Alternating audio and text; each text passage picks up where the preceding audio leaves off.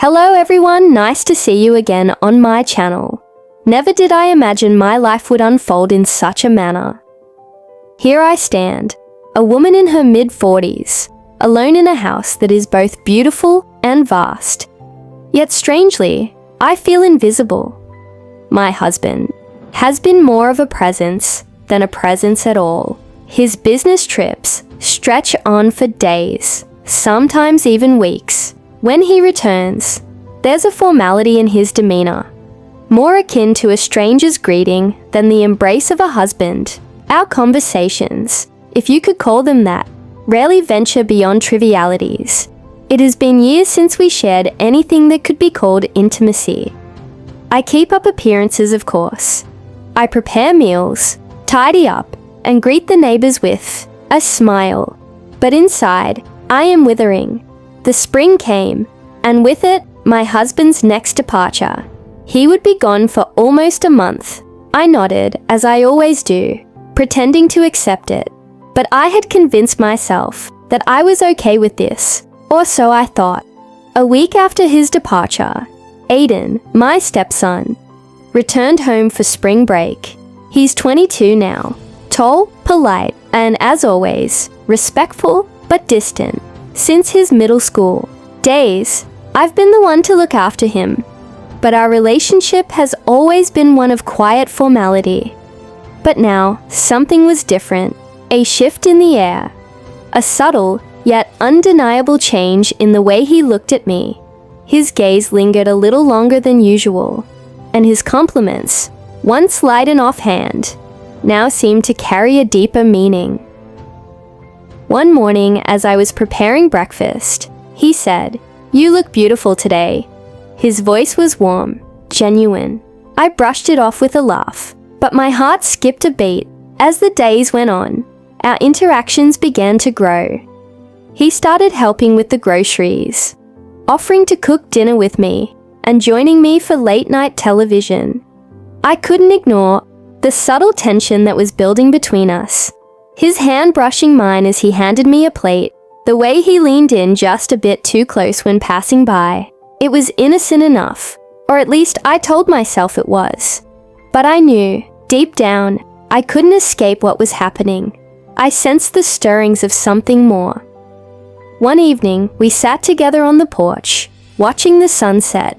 He spoke of the strength I had shown over the years, how I kept the family together, how he admired the way I kept things running, even when everything seemed to be falling apart.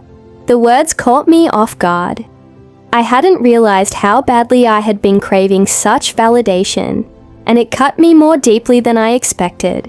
It had been years since anyone had truly acknowledged me, seen me as more than just a role I played in this house. That night, sleep eluded me. I replayed our conversation, his words, the way his gaze lingered on me.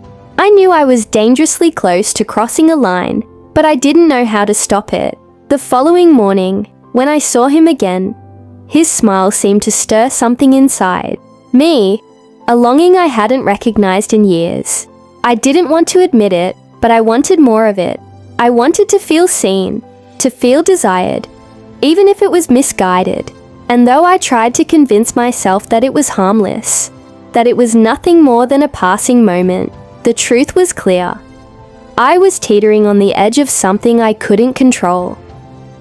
It happened one Thursday evening, as the rain began to pour and the house was plunged into darkness. The power went out, and the flickering candlelight added a certain warmth to the air. It felt as though the whole world outside had vanished. Aiden appeared in the living room, 2 glasses of wine in hand. His expression was gentle, almost knowing, as if he could sense my solitude.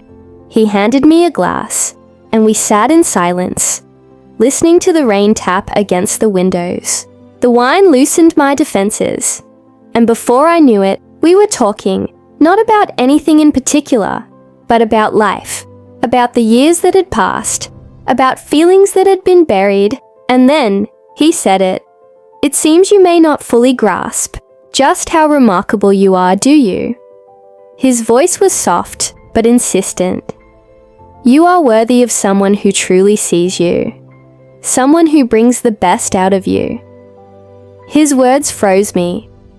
I wanted to brush it aside, to tell him that this was inappropriate, that it couldn't continue, but I didn't. I couldn't.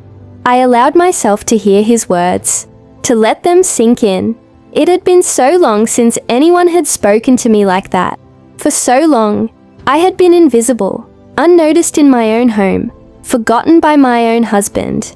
I confided in Aiden then, perhaps too freely, about the loneliness I had felt over the years, about how I sometimes felt like I was vanishing, fading away within these walls. His hand reached for mine, and I didn't pull away. It felt like a moment of quiet surrender, a moment where I could allow myself to be seen. Then, he leaned in, and our lips met.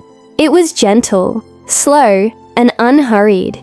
It wasn't passionate or wild. It was a kiss that spoke of years of silence, of yearning, of being unseen.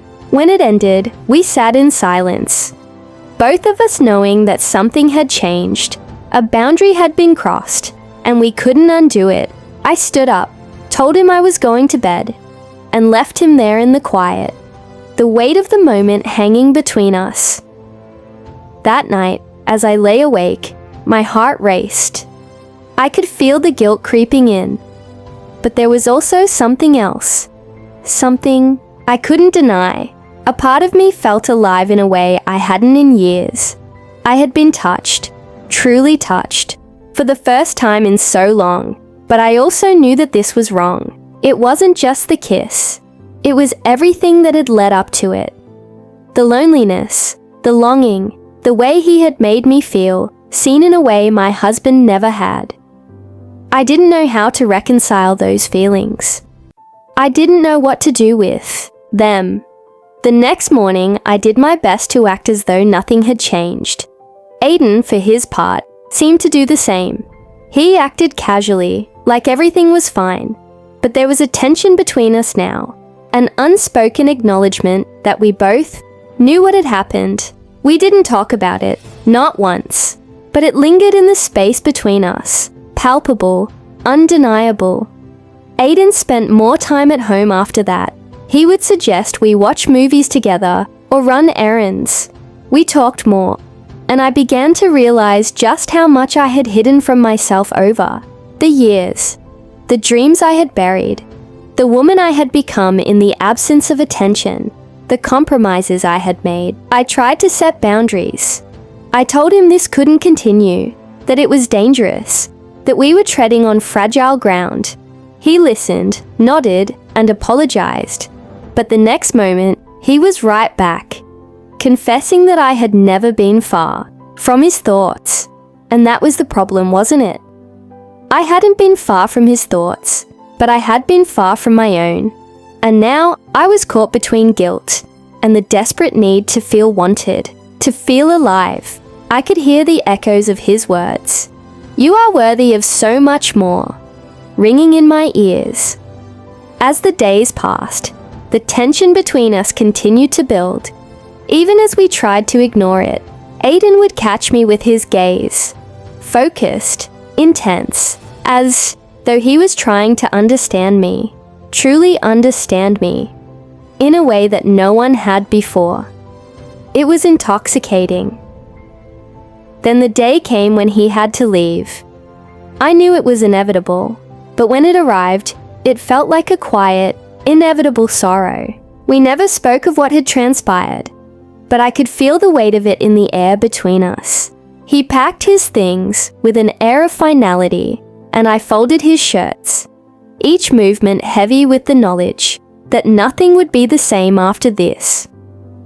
On his final evening, he came to me with a soft uncertainty in his eyes. He didn't reach for my hand. He didn't need to. His gaze said it all.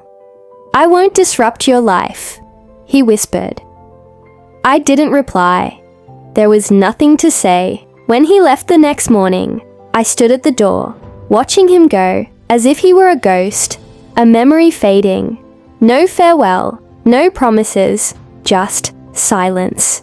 And so, the house returned to its quiet. My husband came home, oblivious to everything that had transpired. He talked about his business, his meetings, the deals he had made, but I wasn't listening. I was too consumed by the silence that followed. The silence of a life half-lived. The silence of a love long gone. But Aiden's parting words lingered. With me, you are worthy of so much more. They echoed in my mind, a painful reminder of all that I had lost, all that I had given up in the name of duty. I had become a woman defined not by the love I had received, but by the yearning I had suppressed for so many years.